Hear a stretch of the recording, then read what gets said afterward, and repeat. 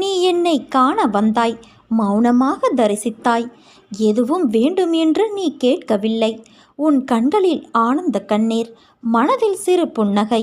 அமைதியாக என்னை பார்த்து, உனக்கு என்ன நன்மை எனக்கு செய்ய தோன்றுகிறதோ அதை உன் விருப்பப்படி செய் என்று நீ கூறிவிட்டாய். நிச்சயமாக உன் கனவுகளை நிறைவேற்றுவதில் நான் துணை செய்வேன். அது என்னவென்று நீ கூற வேண்டாம் குழந்தையே.